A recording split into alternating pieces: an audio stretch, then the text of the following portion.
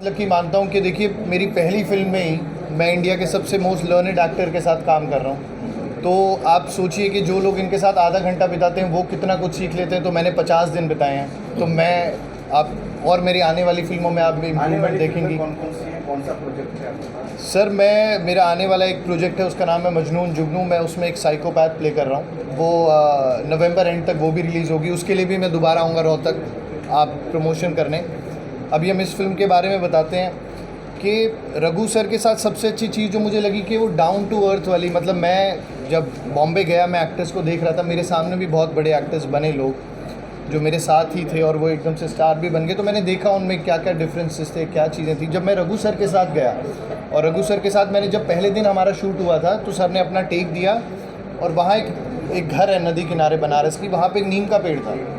जो बाकी के एक्टर्स थे वो सारे रूम में भाग गए इसी के अंदर, और मैं ऐसे ही अपना शॉट दे के बाहर आ रहा था। मैंने देखा ये कौन बैठा हुआ है दूर से, तो मैंने देखा रघु सर नीम के पेड़ के नीचे, नीम के पेड़ से इनका और से लगा हुआ है। इतने शांति से बैठे हुए थे। मैंने कहा यार ये तो मुझे कोई अपना मिल गया है कि मेरे को भी शो ऑफ नहीं करना, कुछ नहीं करना, मुझे भी पसंद है कि मैं शांति से जाके बैठूँ। मैं सर के साथ उस दिन से लेके अब तक सर और मेरी बहुत बनती है, और मैं जितनी कोशिश कर सकूँ इनसे सीख सकूँ। तो अभी तक तो ह्यूमिलिटी, डाउन टू अर्थ, वो चीज़ें मुझे बहुत सीखने को मिल रही है। पूरे ऑल ओवर इंडिया में कितने स्क्रीन रिलीज हो रही है, कितना स्क्रीन? सर हम मोर देन 200 की कोशिश कर रहे हैं, बट सर और मैम की वजह से और अच्छी मिल जाएंगी हमें स्क्रीन। मैं न्यू कमर हूँ तो हमें थोड़ी और कोशिश कर रहे हैं कि क्या पता लोग, अगर आप लोगों की तरफ से रिस्पांस अच्छा आता है हरियाणा से, दिल्ली से, पंजाब से, तो हमें और स्क्रीन्स मिल जाएंगी। नॉर्थ इंडिया में बिल्कुल मिल जाएंगी सर। अगर रिस्पांस अच्छा आता है, आप लोग सब लोग देखने जाएंगे तो 200-300 की जगह 500 भी हो जाएंगी। नहीं सिर्फ नॉर्थ इंडिया नहीं, महाराष्ट्र में हो रही है, वेस्ट बंगाल भी है, यूपी हो गया, नॉर्थ ईस्ट भी है। मध्य प्रदेश हो गया, यहाँ सब कर रहे हैं, पैन इंडिया में कर रहे हैं। क्योंकि मैं क्रिकेट कभी नहीं छोड़ना चाहता था। रोहतक शहर में ही मैं पहली बार हरियाणा क्रिकेट टीम में सेलेक्ट हुआ था। डीपीएस में ट्रायल होते थे हरियाणा के, और मैं बहुत खुश था। उससे ज़्यादा मेरे फादर साहब बहुत खुश थे, पर वो सबसे ज़्यादा उदास हुए थे जिस दिन उन्हें पता चला कि मैंने क्रिकेट छोड़ दिया और मैं एक्टिंग में जाना चाहता हूँ।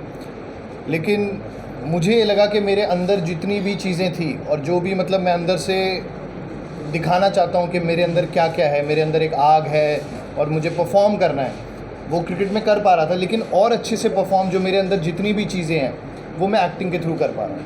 आपको सबसे ज़्यादा सपोर्ट किसका मिला? देखिए अभी तो मेरे प्रोड्यूसर साहब हैं, उन्होंने मेरे को सपोर्ट किया है, लॉन्च किया है मेरी मूवी के अंदर। फिर मेरे डायरेक्टर साहब हैं, मेरी नानी का बहुत बड़ा श्रेय जाता है इसके अंदर, और मेरे नाना रोहतक मकड़ोली से ही हैं, हुड्डा हैं, मेरी मौसी बैठी हुई हैं यहाँ पे, इन्होंने मुझे बहुत सपोर्ट किया। तो फैमिली मेम्बर्स ने सपोर्ट तो किया है मुझे, ऐसा नहीं है, बट ये एक एक्टिंग की जर्नी ऐसी है, ये सपोर्ट से नहीं चलती है। सही है। देखिए मुझे 5 साल हो गए बॉम्बे में, मैंने एक टेलीविज़न शो किया, एक शॉर्ट फिल्म किया और अब ये मूवी की है। 5 साल में आप लगा लीजिए कि 1500 दिन होते हैं। 1500 दिन काटने बहुत मुश्किल होते हैं क्योंकि काम नहीं मिलता इतनी आसानी से। अब मैं यही कोशिश करूँगा कि आप सब लोग हरियाणा वाले मूवी देख के आइए, मुझे आप लोग जितना सपोर्ट करेंगे मुझे उतना काम आगे मिलेगा। तो मैं यही आप लोगों से कहूँगा, प्लीज़ जाइए मूवी देखिए।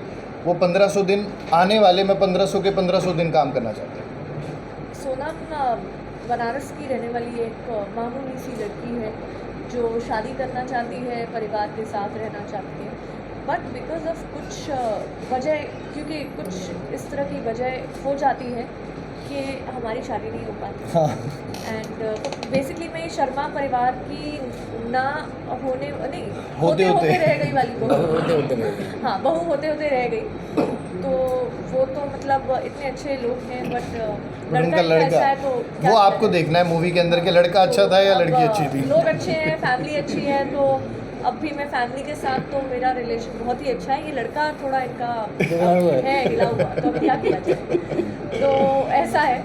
और यात्री की मूवी के बारे में तो आपको सर ने बताया, अनुराग ने बताया। फैमिली के ऊपर फिल्म है।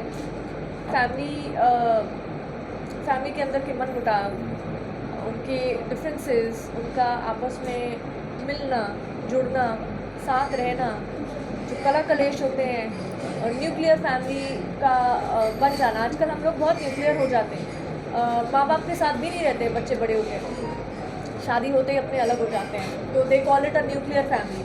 तो वो न्यूक्लियर फैमिली का होना या ना होना, या फिर परिवार के समेत रहना, तो क्या डिफरेंट चीज़ें हैं और किस तरह से आप देखते हैं, आपका पॉइंट ऑफ व्यू, वो बहुत खूबसूरती से, बहुत सिंपल तरीके से बताया गया है यात्रियों को। तो मेरी भी गुजारिश है आप सबसे, आप लोग प्लीज़ जाइए और 6 अक्टूबर ऑनवर्ड्स हमारी फिल्म लगेगी, प्लीज़ जाइए और देखिए। कैसे पहुंच गए, क्या है कि अब बनारस में मिडिल क्लास फैमिली होती है, जो मेरी फैमिली है बेटी है, बेटा है, वाइफ है।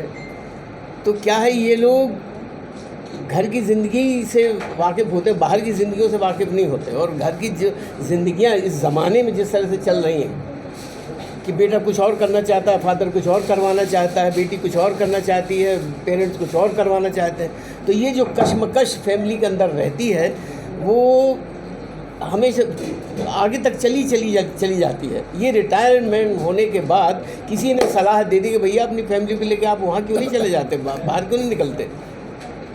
तो बाहर तो निकले थे वैसे ही घूमने फिरने के लिए, लेकिन वहाँ जाके समझ आया कि जब फैमिली बाहर जाती है, जब सारी जिम्मेदारी उनके ऊपर पड़ती है, तब जाके फैमिली समझ आती कि कौन क्या है, कौन फादर है, कौन मदर है, कौन बेटा है, कौन बेटी है, कौन भाई है, कौन बहन है। क्यों, जब वहाँ जाके उस माहौल में, उस फ़ज़ा में उनको जब जीना पड़ता है तब समझ आता है। फिर सब एक दूसरे की कमियाँ, एक दूसरे की खूबियाँ, सारी कुछ वहाँ समझ आती है। तो इस फिल्म का वही है कि मैं फादर हूँ, वहाँ जाके उनको लेके चला जाता हूँ। वहाँ जाने के बाद पता लगता है कि पहले ऐसा लग रहा था कि हम सब रिश्तेदार हैं, वहाँ जाके पता लगता है, पता क्या लगता है कि वहाँ महसूस होता है कि हम फैमिली हैं। तो अगर फैमिली बनानी है तो अपने परिवार को लेकर कहीं चले जाइए, कहीं दूर मतलब जितने दूर जा सकें, ऐसा नहीं कि इतने दूर चले जाएं कि लौट के भी ना आ सकें, जितने दूर जाइए कि लौट के आ सकें और आपको पता लग जाए कि हम क्या हैं, बच्चे क्या हैं, परिवार क्या है, परिवार होता क्या है। तो परिवार कोई किसी का दुश्मन होता नहीं है, परिवार परिवार ही होता है। परिवार को एक दूसरे की जिम्मेदारी का भी मालूम होता है, लेकिन एक जगह रहते वो इस तरह कलह में पड़ जाते हैं कि समझ नहीं आता कि क्या है, और फिर कलह के अलावा परिवार में कुछ रह नहीं जाता।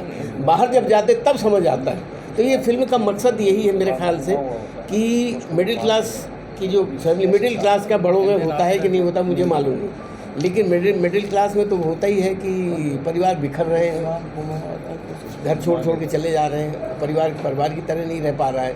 तो इस फिल्म से मेरे ख्याल से यही नसीहत है कहिए, या यही इसका सबक कहिए कि इससे ये मिलता है कि परिवार को कम से कम साल में एक बार पूरे परिवार के साथ निकल जाओ बाहर। घर में लड़ने झगड़ने की बजाय बाहर चले जाइए, वहाँ लड़िए झगड़िए, वहाँ देखिए क्या मज़ा आएगा।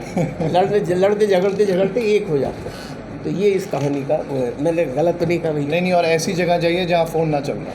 अच्छा, मस्से साहब से लेके यहाँ तक का सफ़र बड़ा लंबा सफ़र है, मुंगेरी लाल के असली सफ़र जी, तो कैसा क्या अनुभव रहा? मुझे ऐसा लगता है कि मेरा अभी सफ़र शुरू हुआ है। इतना लंबा तो आप लंबा जो कह दिया ना, तो मुझे ऐसा लगता है कि अभी ऐसा लगता है मैंने शुरू किया, क्योंकि सफ़र जो होता है मुझे याद नहीं, बस मैं करते चला गया। मुझे ऐसा लगता है कि मैं अभी भी वहीं हूँ, पीछे ही हूँ।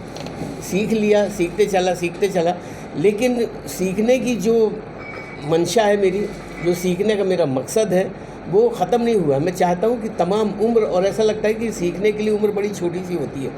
समंदर है, ये सागर है, पूरा भरा हुआ है आपके सामने। आप क्या क्या सीखोगे? ईश्वर ने आपको हाथ दिए हैं, पैर दिए हैं, कान दिए, आँख दी, सब कुछ समझने के लिए दिया। तो ज़रा सीखना शुरू करिए।